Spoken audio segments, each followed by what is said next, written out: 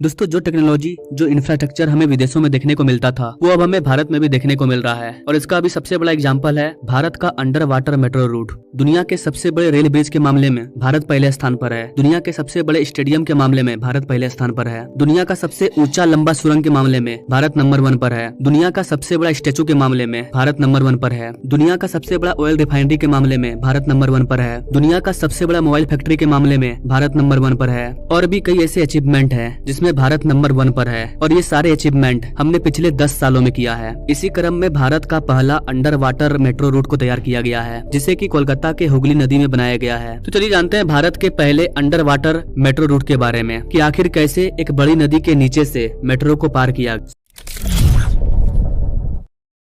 ना यहाँ पर आप कोलकाता का मैप देख सकते हैं। गाइस, कोलकाता एक बड़ा सिटी है और जो हावड़ा है वो भी एक बड़ा सिटी है। कुछ लोग कोलकाता के बाहर में रहते हैं लेकिन डेली बेसिस पर कोलकाता के अंदर काम करने के लिए आते हैं। सेम दिल्ली वाला हाल है। दिल्ली के आसपास कई एनसीआर है, कई क्षेत्र हैं जहाँ पर से डेली बेसिस पर मजदूर लोग, वर्कर लोग, ऑफिस में जॉब करने वाले लोग दिल्ली के बाहर रहते हैं लेकिन डेली दिल्ली में वर्क करने के लिए आते हैं। और ऐसे में उनका हेल्प करता है मेट्रो। अगर मेट्रो ना हो तो फिर आने जाने में ही टाइम बीत जाएगा। और ठीक यही चीज हो रहा था कोलकाता में। कोलकाता और हावड़ा के बीच में एक रिवर बहती है जिसका नाम है हावड़ा नदी। और यही कोलकाता और हावड़ा को डिवाइड करती है 2 भागों में। हावड़ा ब्रिज के बारे में पूरी दुनिया जानती है। तो यहाँ पर प्रॉब्लम ये था कि अगर हावड़ा और कोलकाता को कनेक्ट करना है तो एक नदी के नीचे से मार्ग बनाना था। हावड़ा पुल के जरिए तो हावड़ा और कोलकाता कनेक्ट है ही, लेकिन यहाँ पर केंद्र सरकार के द्वारा जो एक्सपर्ट्स हैं हमारे, उनके द्वारा ये कहा गया कि हम लोग हावड़ा नदी के नीचे से मेट्रो को पार करेंगे। अब सोच करके देखिए गाइस, ये कितना डिफिकल्ट प्रोजेक्ट है। ऊपर पूरी की पूरी नदी बह रही है और उस नदी के नीचे से आपको ट्रेन पास करना है। अगर कोई मिस्टेक हुआ तो पूरे सुरंग में बाढ़ आ सकता है और लोगों की जाने भी जा सकती है। तो इस वीडियो में हम समझेंगे कि आखिर इसे किस तरह से तैयार किया गया है, कितना ये सिक्योर है। क्योंकि इस तरह के बड़े प्रोजेक्ट सिर्फ आपको विदेशों में देखने को मिलते थे कि नीचे नदी ऊपर शहर नीचे नदी।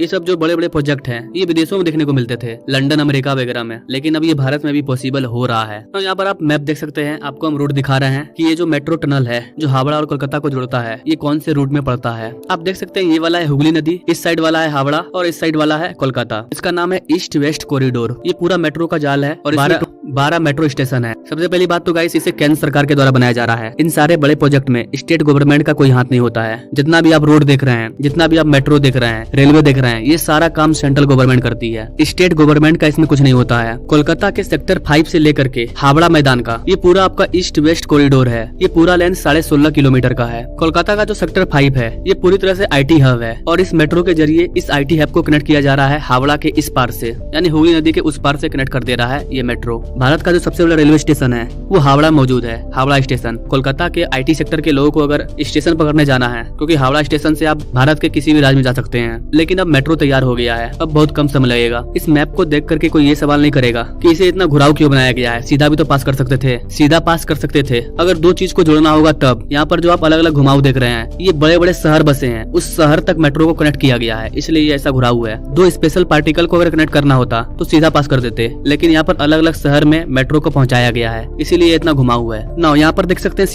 सियालदा से लेकर के सेक्टर 5 ये ऑलरेडी पहले से ऑपरेशनल था। यहाँ तक मेट्रो चल रहा था। यहाँ पर मेनली काम चल रहा था सियालदा से लेकर के हावड़ा रूट तक, ये जो हावड़ा मैदान है नदी को पार करके। और सियालदा से हावड़ा के बीच में ही आता है अंडर वाटर मेट्रो टनल। अब सियालदा वाला सेक्टर को मैप में देख सकते हैं। इसे सीधा पास करना था लेकिन इसे फिर घुरा करके पास किया गया क्योंकि यहाँ पर प्रॉब्लम आ गई थी। क्योंकि यहाँ पर जो टनल बनाने वाली मशीन थी वो फंस चुकी थी और यहाँ पर बहुत बड़ा सीपेज हो गया और यहाँ पर पानी वगैरह पूरी तरह से लीक कर गया और इसके ऊपर जो शहर था, बिल्डिंग वगैरह, वो सभी कोलैप्स हो गया। इसलिए इस रूट को बंद कर दिया गया। अब यहाँ पर इसे आगे बढ़ा करके घुमा करके पास किया गया। मतलब ये सियालदा से लेकर के पहले सीधा निकल जाता, लेकिन अब इसे यू का शेप से निकाला जा रहा है। सियालदा से लेकर के हावड़ा तक यहाँ पर जो भी मेट्रो जाना था वो अंडरग्राउंड जाना था। तो इस इशू को सॉल्व करने के लिए यहाँ पर एलिवेटेड कॉरिडोर को निर्माण किया गया ना। ये जो अंडर वाटर है इसकी गहराई की बात करें तो ये 30 मीटर से भी ज्यादा है। अब आप अपने इमेज पर इस अंडर वाटर टनल को देखिए। ऊपर आप देख सकते हैं हावड़ा पुल है, नीचे हावड़ा नदी है। वाटर के लेवल से लेकर के टनल के लेवल तक का जो डिस्टेंस है वो 33 मीटर है। जमीन से लेकर के टनल के बीच का जो डिस्टेंस है वो 13 मीटर है। और फिर जमीन के ऊपर से पानी का जो लेवल है